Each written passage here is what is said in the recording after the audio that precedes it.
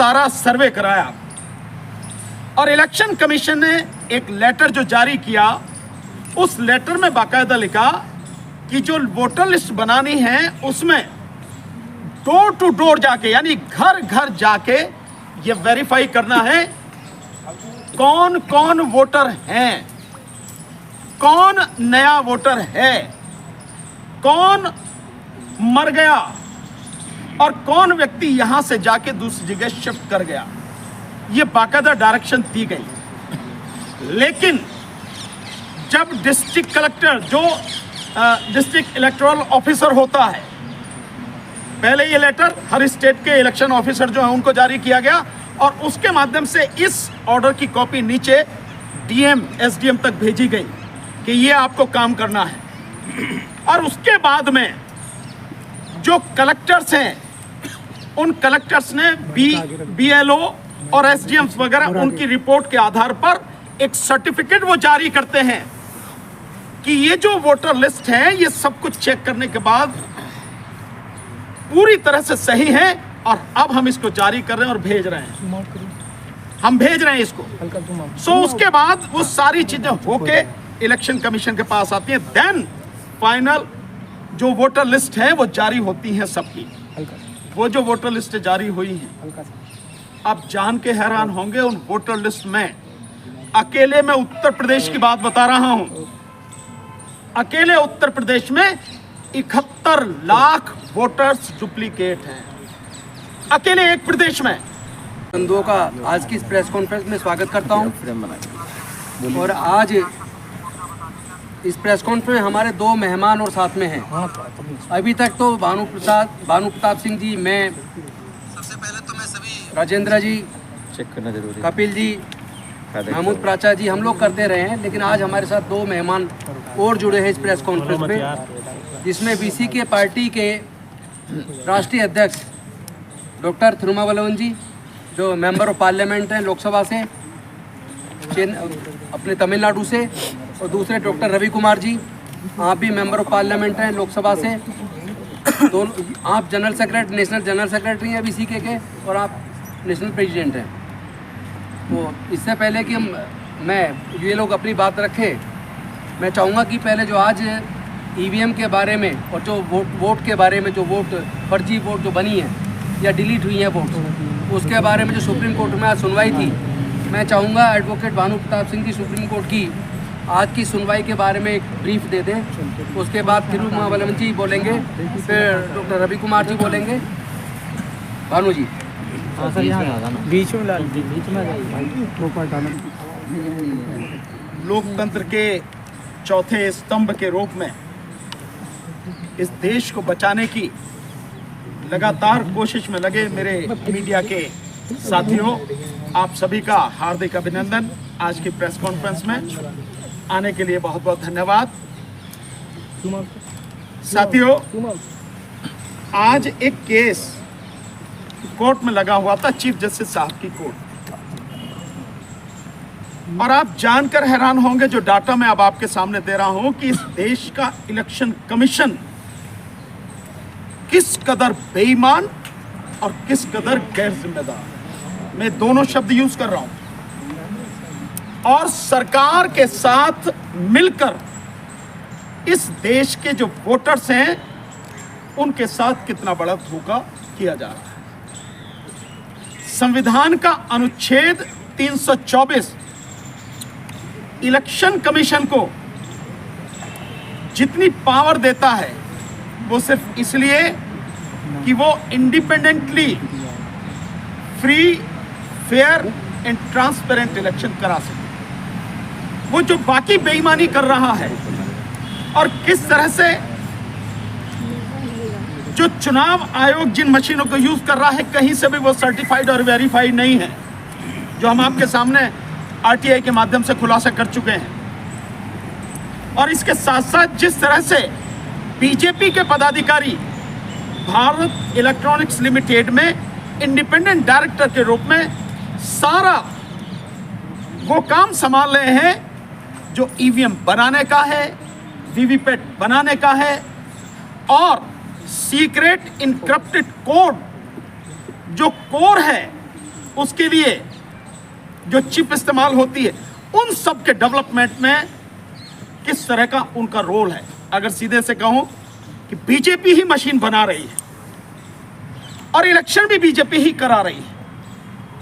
सो आज जो case court में था वो इस बात के लिए था कि जो वोटर लिस्ट फाइनली जारी की है इलेक्शन कमीशन ने पूरे देश के लिए, जो 2024 का चुनाव होने वाला है, जो 1 जनवरी 2024 को बेस लेके उन्होंने सारा सर्वे कराया और इलेक्शन कमीशन ने एक लेटर जो जारी किया, उस लेटर में बाकायदा लिखा कि जो वोटर लिस्ट बनानी है उसमें डोर टू डोर जाके, यानी घर घर जाके ये वेरीफाई करना है कौन कौन वोटर हैं, कौन नया वोटर है, कौन मर गया और कौन व्यक्ति यहां से जाके दूसरी जगह शिफ्ट कर गया।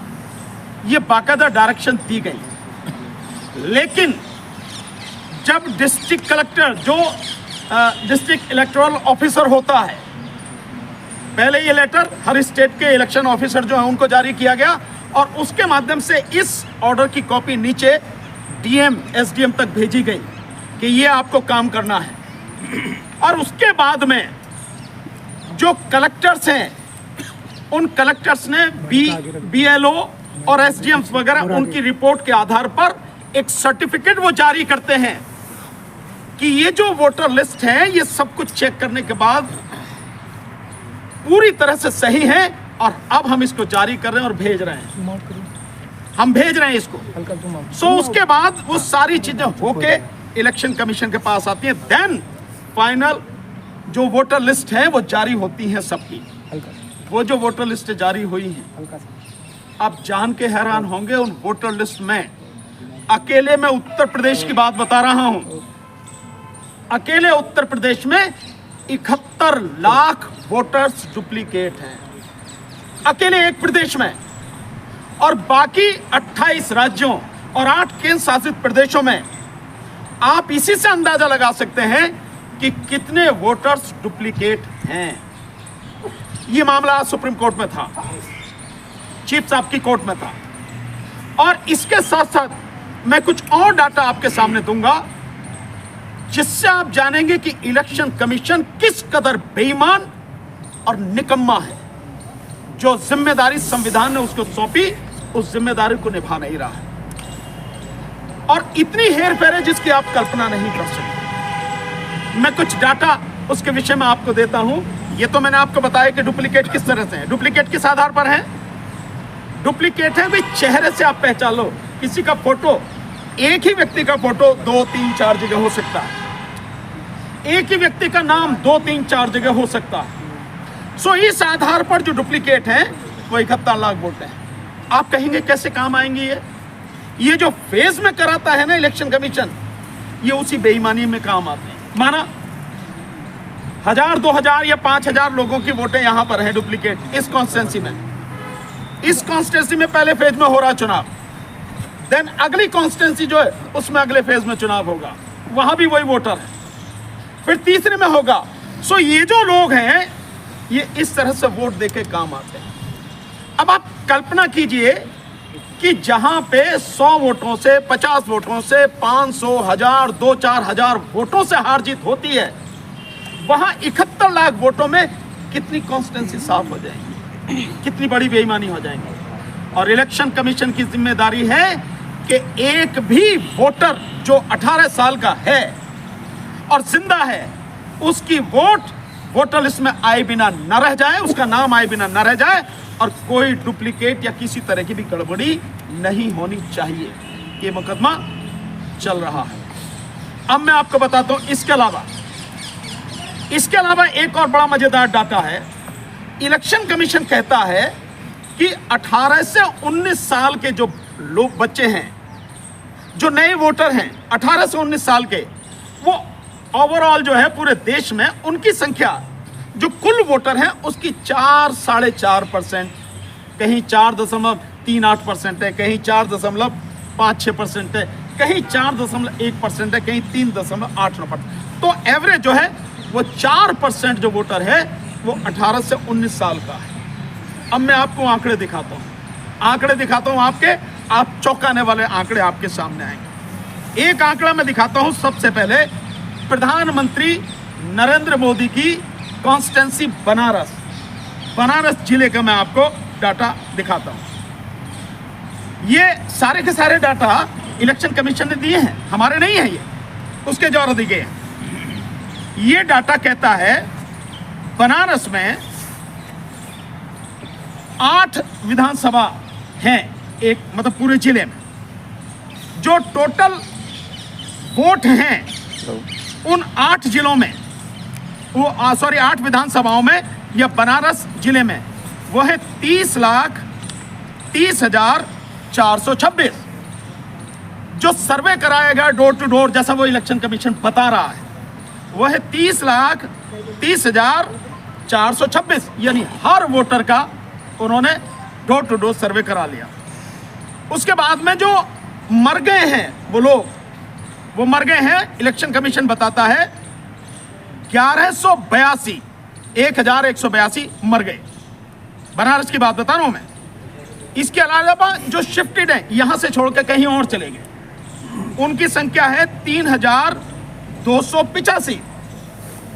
तो वोट कौन से कटने चाहिए थे? जो मर गए और जो वहां से छोड़ के चले गए, शिफ्ट हो गए, यही तो वोट कटने चाहिए थे वोटर लिस्ट में से। वोट कटी कितनी? अब ये मजेदार आंकड़ा, इनके हिसाब से जो वोट कटनी चाहिए थी, जो मरे हुए की और शिफ्टेड की हैं, वो 5,388 ये टोटल वोट कटनी थी। तो 5,388 की बजाय वोट कितनी काटी? 55,545 वोटें काट दी गई। आप समझ रहे हैं? इतनी वोटें काट दी गई। इसके अलावा जो डाटा बता रहे हैं वो 18 से 19 वर्ष के जो युवा हैं, जो सत्यापन के बाद यानी वेरिफिकेशन के बाद आए हैं, वो डाटा है उनका कुल चिन्हित मतदाता 4,018 और ERO नेट पर फॉर्म 6 के माध्यम से जो थे वो है 3,920। और ये कह रहे हैं कि आयोग के परसेंटेज सेंसस पॉपुलेशन के आधार पर, सेंसस के आधार पर कह रहे हैं, लेकिन हमने सेंसस को छोड़ जो वोटर हैं उसी के आधार पर हम निकाल रहे हैं। सो जो 30,30,426 टोटल वोटर हैं, ये कहते हैं 4.38 18 से 19 साल के वोटर हैं। तो कितने आने चाहिए? ये वोटर आने चाहिए 1,32,733। 18 से 19 साल के इतने वोटर होने चाहिए। हैं कितने? 4,018 प्लस 3,920, यानी कि 7,938। इतने युवाओं के वोट गायब। और जो उसमें जोड़े गए हैं, मरे हैं जितने, शिफ्टेड जितने हुए हैं, उनकी संख्या इतनी, और उसमें 55,000 गायब कर दिए। ये है इलेक्शन कमीशन के द्वारा इस देश के मतदाताओं की पीठ में छुरा फूंकना। अब और एक डाटा आपको मजेदार देता हूं। ये तो मैंने केवल एक दिया, प्रधानमंत्री, क्योंकि वो जो कॉन्स्टिट्यूंसी है भाई, प्रधानमंत्री की कॉन्स्टिट्यूंसी, जब प्रधानमंत्री की कॉन्स्टिट्यूंसी में ये हाल है, सो बाकी जगह क्या हाल होगा इसका अंदाजा आप लगा सकते हैं। अब एक और डाटा जो दिल्ली का है, मैं दिल्ली का डाटा भी इन्होंने जो दिया इलेक्शन कमीशन ने 4% के हिसाब से, जो 18-19 साल के वो होने चाहिए।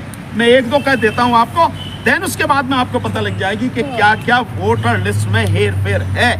और इसी जो गलत वोटर लिस्ट है, इसी के आधार पर ये बेईमान इलेक्शन कमीशन वोट इलेक्शन कराना चाहता है, जो हम किसी सूरत पर भी होने नहीं देंगे जब तक ये डाटा पूरा का पूरा सही नहीं होगा।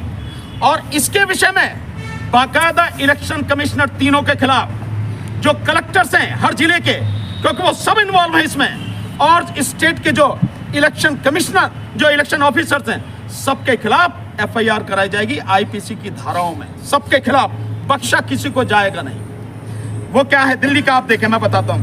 दिल्ली की बुराड़ी जो है, मैं सिर्फ उस बुराड़ी विधानसभा का बताता हूँ, बाकी मेरे पास सारा है डाटा। सो बुराड़ी विधानसभा में जो सेंट्रल डिस्ट्रिक्ट में पड़ती है, इलेक्टोरल जो मिले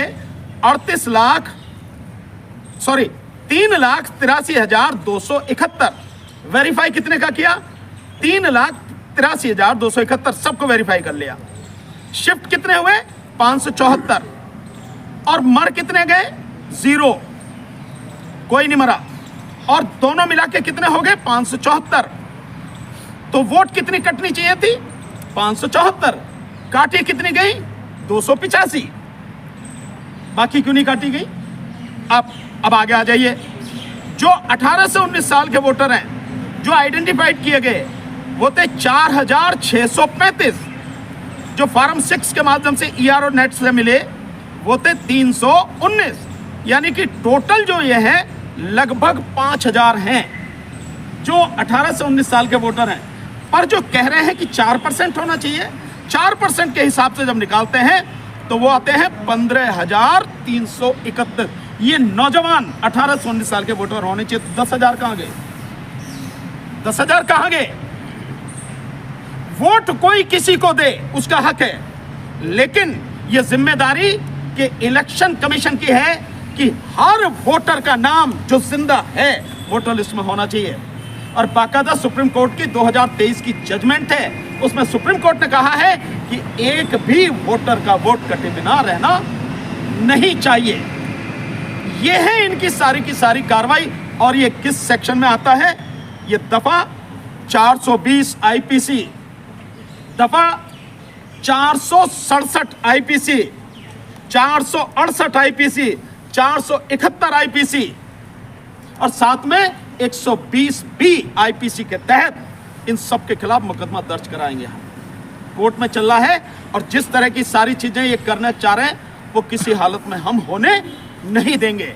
हमारी बात को वेरीफाई करने के लिए पूरा इलेक्शन कमीशन की वोटर लिस्ट नेट पर पड़ी है। इलेक्शन कमीशन की साइट पे जाओ, आप निकाल के देखो, आपको सारी चीज अपने आप से वेरीफाई करो। आप हम जो कह रहे हैं, हम तो डॉक्यूमेंट के साथ कह रहे हैं, हमारे पास सारे पेपर हैं, लेकिन आप वहां जाके सब कुछ करो। और किस तरह से ये सारे के सारे कलेक्टर, ADM और SDM ये फंसेंगे, क्योंकि वोटर लिस्ट जिले में बनाना, विधानसभा में बनाना, तैयार करवाना ये उनकी जिम्मेदारी है।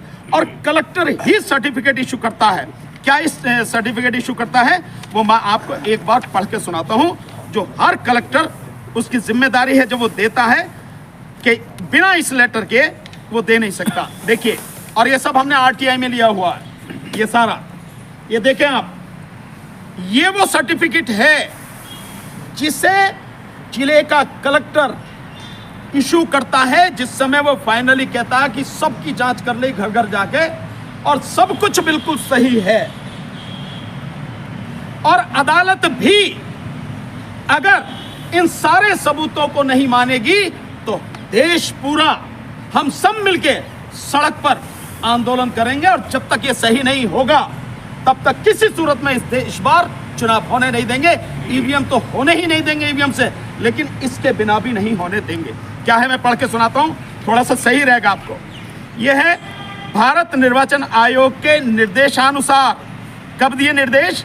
दिनांक 21/7/2023 से 21/8/2023 को तक घर घर सत्यापन की कार्रवाई के संबंध में समस्त निर्वाचक रजिस्ट्रीकरण अधिकारियों, सहायक निर्वाचक रजिस्ट्रीकरण अधिकारियों से प्राप्त किए जाने वाला प्रमाण पत्र है, ये देते हैं। नीचे आप देखेंगे जिला निर्वाचन अधिकारी बुलंदशहर, उसके दस्तखत है। ये देखो, एक जगह का दिखा रहा हूं मैं, ये हमारे पास सारे प्रदेश के हैं ये। और साथ में है उप जिला निर्वाचन अधिकारी, कौन होता है? ADM और SDM, ये वो हैं। और इनके साथ कहता है प्रमाण पत्र क्या है देना होता है? मुख्य निर्वाचन अधिकारी के निर्देशों के अनुपालन में जनपद में अवस्थित समस्त विधानसभा निर्वाचन क्षेत्रों के निर्वाचन रजिस्ट्रीकरण अधिकारी, सहायक निर्वाचन रजिस्ट्रीकरण अधिकारी से निर्धारित प्रारूप पर प्रमाण पत्र प्राप्त कर लिए गए हैं। कलेक्टर साहब कह रहे हैं जनपद में अवस्थित समस्त विधानसभा निर्वाचन क्षेत्रों का निर्वाचक नामावलियों में अर्हता यानी क्वालिफाइड तिथि जो दे रखी है 1/10/2023 यानी 1 अक्टूबर 2023 तक के हैं ये सारे सब कुछ, जिसमें 2024 का चुनाव होना है, के आधार पर अर्ह पंजीकृत नागरिकों के नाम शामिल किए जाने के संबंध में फॉर्म 6 भी प्राप्त कर लिए गए। जनपद में अवस्थित सभी विधानसभा निर्वाचन क्षेत्रों में अर्हता तिथि 1/1/24 के आधार पर अर्ह होने वाले यानी क्वालिफाइड होने वाले सभी भावी मतदाताओं से मतदाता सूची में नाम शामिल करने के संबंधित फॉर्म 6 प्राप्त कर लिए गए हैं। जनपद में उपस्थित सभी विधानसभा निर्वाचन क्षेत्रों में 3 अर्ह तिथियों के आधार पर अर्ह होने वाले भावी मतदाताओं के नाम सम्मिलित किए जाने के संबंध में फॉर्म 6 प्राप्त कर लिए गए हैं। जनपद में अवस्थित समस्त विधानसभा निर्वाचन क्षेत्रों की निर्वाचक नामावली में विद्यमान सभी प्रकार की त्रुटियों के संशोधन की कार्रवाई कर ली गई है। सब कर लिया उन्होंने, कोई त्रुटि छोड़ी नहीं है। तो ये 71 लाख वोटें डुप्लीकेट कैसे हैं? ये वोटें बच्चों की जितनी होनी चाहिए 18 से 19 साल की, उनकी जितनी होनी चाहिए उनके आधार पर 4% वो कहां हैं? जितने मरे, जितने शिफ्ट हुए, उससे ज्यादा या कम क्यों काटी गई हैं? कौन है इसके लिए जिम्मेदार? साथ में आगे दिव्यांग मतदाताओं के लिए मार्ग मतदाताओं के चिन्हांकन की कार्रवाई कर ली गई है। सब कुछ करके ये इन्होंने दस्तखत दिए और ये गवर्नमेंट ऑफ इंडिया की, वो गवर्नमेंट ऑफ यूपी की मोहर है। सब कुछ ये घपला लगातार चल रहा है और ये बिल्कुल सिद्ध करता है जो मैं पहले कह रहा था कि इलेक्शन कमीशन ऑफ इंडिया न रह के इलेक्शन कमीशन ऑफ मोदी बन गया है। और जिस तरह से इस देश का प्रधानमंत्री भ्रष्ट और बेईमान है, ठीक उसी के अनुसार इस देश का चुनाव आयोग भी बेईमान और भ्रष्ट होकर इस देश के मतदाताओं की पीठ में छुरा भोंक रहा। ये खुलासा